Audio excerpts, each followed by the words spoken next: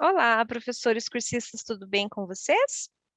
Bom, gente, por que a gente vai falar de pensamento matemático no meio de um curso de programação visual? Porque vocês talvez já notaram, gente, que o pensamento computacional, as atividades de programação visual, não precisam necessariamente ser distribuídas e ofertadas para os nossos estudantes na educação básica por um professor que seja de computação, de informática, ou por um professor específico. Essas atividades, elas podem ser trabalhadas por professores de diferentes disciplinas, de geografia, enfim, qualquer professor pode trabalhar. De repente, hoje eu vou levar para os alunos uma oportunidade deles criarem um aplicativo lá sobre o conteúdo que eu estou vendo, e aí estimulando esse pensamento computacional. Mas, gente, a gente sabe que uma das causas da gente não ter tanto isso na escola é porque o professor, ele tem uma determinada resistência, ou ele tem, de repente, uma dificuldade com a tecnologia, ou a própria falta de tempo, né? A gente tem um conteúdo para vencer lá, não vou parar todo o meu conteúdo para fazer isso, porque senão eu vou me atrasar toda na matéria, né? Muito professor fala isso. Eu sei que não é o caso de vocês, porque se vocês estão fazendo o curso, vocês já têm uma predisposição a trazer novidades para a sala de aula, a querer trabalhar com tecnologias em sala, mas a gente sabe que, infelizmente, ainda é a realidade de muitos professores essa resistência. Se a gente aqui no curso conseguir estabelecer uma relação entre pensamento computacional e pensamento matemático, pode ser que os professores que têm essa resistência, alguns colegas de vocês, comecem a pensar: poxa, mas se eu trabalhar pensamento computacional, se eu trabalhar programação, e aí um aluno estiver desenvolvendo habilidades que me auxiliem também que ele aprenda matemática, né, a gente tem aí a esperança que os professores possam se sentir mais motivados a usar essas tecnologias em sala. Por isso que eu quero trabalhar com vocês a questão do pensamento matemático também, para a gente ver juntos se existem, então, essas relações entre essas atividades de programação visual e o desenvolvimento do pensamento matemático do estudante. Então, eu vou perguntar para vocês: o que que vocês entendem, o que que vocês imaginam quando vocês pensam em pensamento matemático?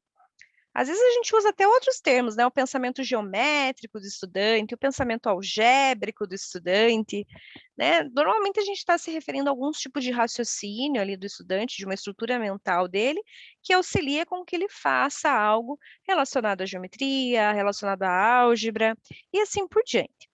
Claro, gente, que cada um pode ter uma concepção de pensamento matemático oriunda de vivências, de formação, ou mesmo de uma ideia, né, de uma própria experiência ali vivida em sala de aula. Mas se a gente quer estabelecer uma relação mesmo entre o PC, pensamento computacional, e o PM, pensamento matemático, a gente vai precisar de uma teoria por trás do pensamento matemático para a gente saber o que que a gente está entendendo como pensamento matemático. É isso que a gente vai falar agora. Então, gente, claro que, como vocês sabem aí, para quem já está no mestrado, quem estuda um pouquinho mais, há mais tempo na academia, não existe consenso, né, na ciência. A ciência, ela é movimento, ela é dinâmica, e cada teoria, cada pesquisador que você for analisar, ele vai ter, de repente, uma definição diferente para pensamento matemático. Mas as principais aí que você encontra na literatura, elas acabam permeando aí por esses 3 caminhos, né, ou os 3 juntos, ou 2 deles, ou um deles, mas sempre tem a ver com essa relação. A primeira é que o pensamento matemático seriam os processos mentais ali, cognitivos, que vão permear essa construção epistemológica do nosso estudante com relação à matemática, produção de conhecimento mesmo matemático, então os processos que envolvem esse aprendizado. Outra seria relacionada à capacidade que o nosso estudante tem de modelar problemas. Então, de repente, ler uma questão do Enem lá gigante, transformar aquilo num sistema de equações, ou enfim, né, numa função. Então, essa capacidade que estaria relacionada ao aluno, esse aí está pensando matematicamente, né?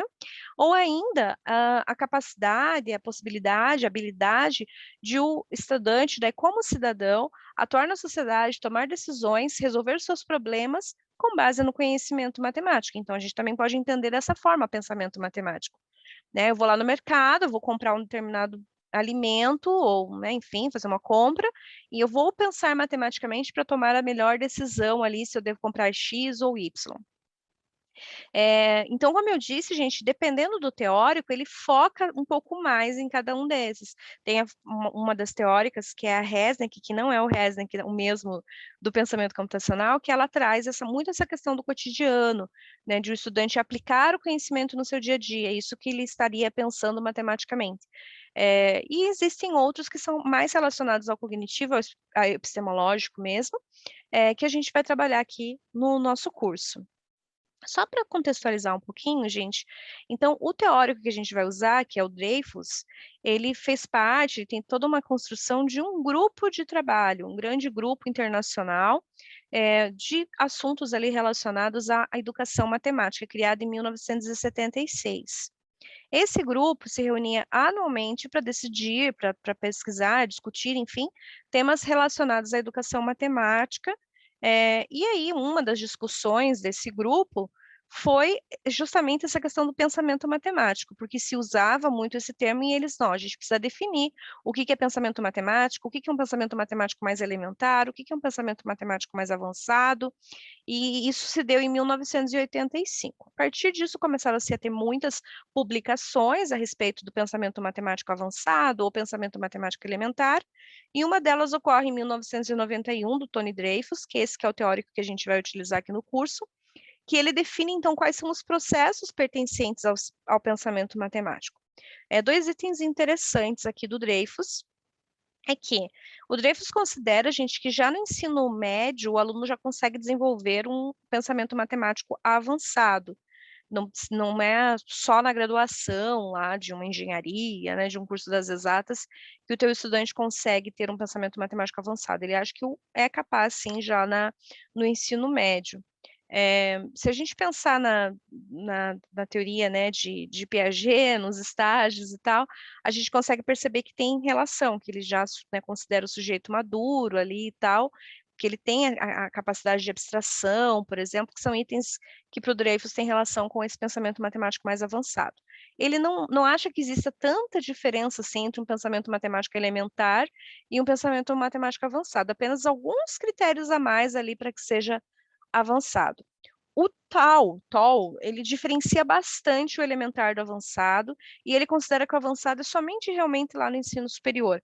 A gente percebe que a visão do TOL de pensamento matemático é bem técnica, né? Bem realmente assim, o aluno faz isso é pensamento matemático elementar, e depois, lá na graduação, ele pode aprender daí integrais, enfim, que fazem parte do pensamento matemático avançado. Ele é bem exatamente técnico. Então, eu lendo todas essas definições, e como eu trabalhei muito com educação básica, eu me identifiquei muito com a teoria de Tony Dreyfus, né? Acho que ela é bastante viável e ela que eu, na minha tese do doutorado, estou levando em consideração, certo? Então, pequenas nuances e diferença entre pensamento matemático elementar e avançado, e o aluno da educação básica, lá no ensino médio, ele vai avançando esse pensamento e é possível que ele já esteja no pensamento matemático avançado no ensino médio.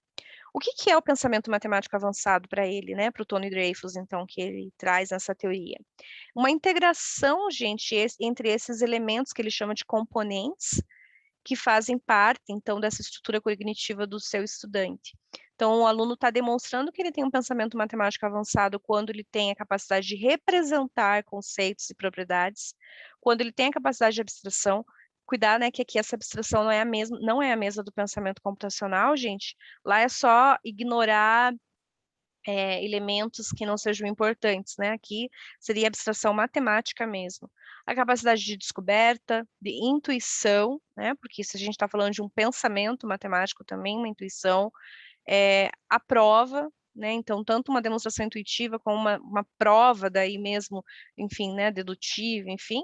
E também a questão da definição, que o estudante é capaz de criar definições, entender, compreender as definições a partir desse pensamento. Então é bastante coisa, né, gente? Por isso que é um processo, ele vai durante a educação básica, desenvolvendo, aprendendo, até ele chegar em todos esses processos integrados ali, para que realmente ele já esteja com um pensamento matemático avançado lá quando ele termina o ensino médio.